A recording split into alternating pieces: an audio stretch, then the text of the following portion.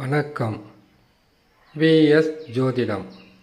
இந்த ஜோதிட சேனலில் ரிஷபராசி வைகாசி மாத ராசி பலன்கள்.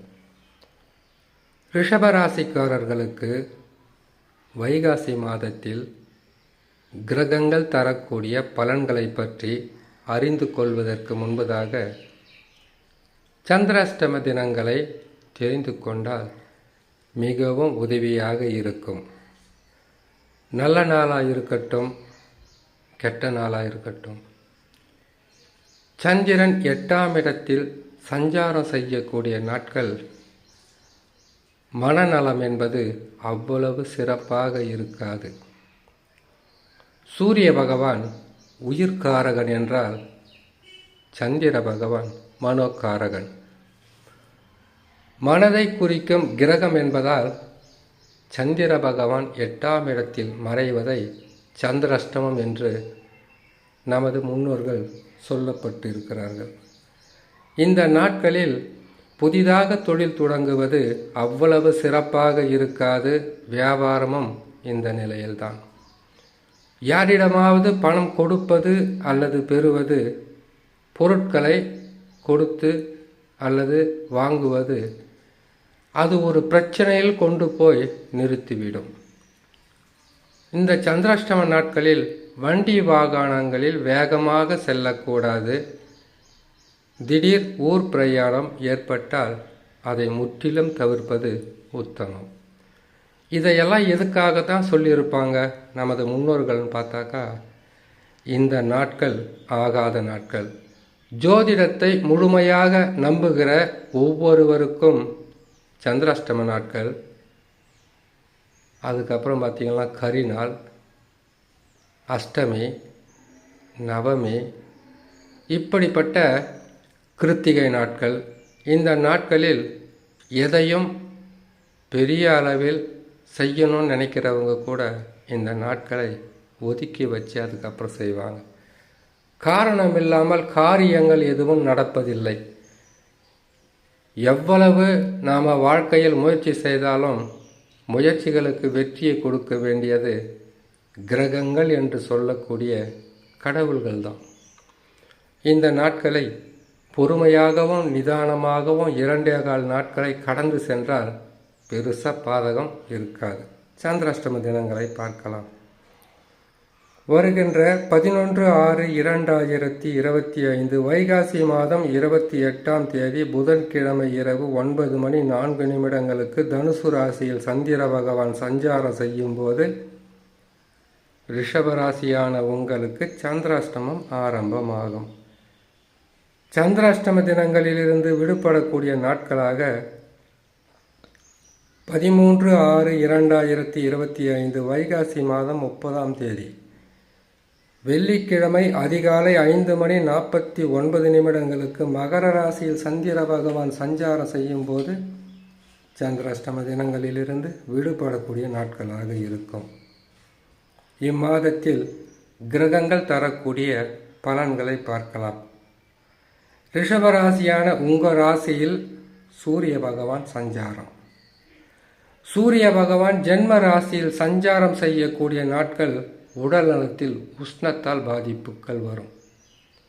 குடும்பத்தில் உங்களுக்கு ஆகாதவர்கள் சில பிரச்சனைகளை உருவாக்குவார்கள். காரணம், சூரிய பகவான் ஒரு நெருப்பு கிரகம். நெருப்பு கிரகம் என்பதால் உஷ்ணத்தாலும் உறவுகளாலும் சில பிரச்சனைகள் வரும். குரு பகவான் ராசிக்கு 2ஆம் இடத்தில் அமருகிறார். சொல்ல வேண்டிய அவசியமே இல்லை. பொருளாதார உயர்வு கட்டாயமாக இருக்கும். 2 ஆண்டுகளாக நீங்கள் பட்டு வந்த துன்பங்களும் கஷ்டங்களிலிருந்து முழுமையாக அந்த பிரச்சனைகளிலிருந்து மீண்டு வர முயற்சியை நீங்கள் தான் எடுக்கணும். கிரகங்கள் கெட்ட பலன்களை தருகின்ற ஸ்தானத்தில் அமர்ந்திருக்கும் போது நல்லது நடக்கலையே, நன்மைகள் நடக்கலையே, அது நடக்கிற மாதிரி எனக்கு எந்த விதமான அறிகுறியும் தெரியலையேன்னு சொல்கிற பல வகையான வேதனைகளை சொல்லி கொண்டிருந்த ரிஷபராசிக்காரர்களுக்கு குரு பகவான் 2ஆம் இடத்திற்கு மாறிய பிறகு தான் நன்மைகளை செய்யணும்னு கிடையாது. 2 மாதங்களுக்கு முன்பதாகவே ஆரம்பித்திருப்பார். நன்மைகள் நடந்திருக்கும். ஆனால் உங்களால் அதை பெருசாக அனுபவ ரீதியாக சொல்ல முடியாது. நன்மைகள் என்பது இனிமேல் ஒன்றின் பின் ஒன்றாக நடந்து கொண்டே இருக்கும். அடுத்ததாக செவ்வாய் பகவான் நீசம் பெற்று 3ஆம் இடத்தில் இருப்பது. பாவ கிரகங்கள் நீசம் பெற்று இருந்தாலும் சரி, ஆட்சி உச்சம் பெற்று இருந்தாலும் சரி, பாவ கிரக வரிசையில் வருவது செவ்வாய் பகவான் 3ஆம் இடத்தில் இருக்கிறார். முயற்சிகளில் வெற்றிதான். கேது பகவானை பொறுத்தவரையில் பயிற்சி பெற்று ராசிக்கு 4ஆம் இடத்திற்கு வந்து விட்டார். பெருசாக கஷ்டமெல்லாம் எதுவும் இல்லை. ஏன்னு கேட்டால் குருவும் நல்லா இருக்கார், சனியும் நல்லா இருக்கார், ராகுவும் நல்லா இருக்கார். அதுக்கப்புறம் சுக்கிர பகவானும் நல்லா இருக்கார். பெருசாக பாதகம் எதுவும் இல்லை.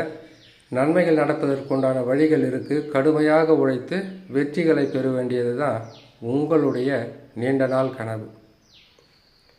ராகு பகவானை பொறுத்தவரையில் ராசிக்கு 10ஆம் இடத்தில் ராகு பகவான் இருந்தாலும் சரி, கேது பகவான் இருந்தாலும் சரி, தொழிலில் சில மாற்றங்கள் இருக்கும். அது முன்னேற்றத்துக்காகத்தான் இருக்கும். மாற்றம் இல்லாதது முன்னேற்றம் கிடைக்காது. மாற்றங்களும் முன்னேற்றங்களும் கட்டாயமாக இருக்கும். சனி பகவான் ராசிக்கு 11. சனி பகவான் எப்பவுமே கெடுக்கிறது தான் வேகம். கொடுக்கிறது மெல்ல மெல்ல கொடுத்து கொண்டு வருவார். பொறுமையாக இருங்க. நீண்ட நாள் கனவு, நீண்ட நாள் ஆசை, நீண்ட நாள் உங்களுடைய குறைகளை தீர்ப்பதற்குண்டான வழிகளை காட்டுவார். ஆகையால் சற்று பொறுமையாகவும் நிதானமாகவும் செயல்பட்டு உங்கள் வாழ்க்கையில் நீங்கள் வெற்றி பெறலாம். அடுத்ததாக சுக்கிர பகவான் உங்களுக்கு ராசிக்கு 11. நன்மைகள் என்பது நடந்து கொண்டே இருக்கும். புதன் பகவான் ராசிக்கு 12ஆம் ராசியில் அமர்ந்திருக்கிறார். புதன் பகவான் எங்கிருந்தாலும் ரிஷபராசிக்காரர்களுக்கு நன்மைகளை செய்வார். காரணம், புதன் பகவானை பொறுத்தவரையில் உங்களுக்கு 2க்கும் 5க்கும் அதிபதியாக வருவதால் அவரால் பாதகம் இருக்காது. சாதக பலன்கள் என்பது கட்டாயமாக இருக்கும்.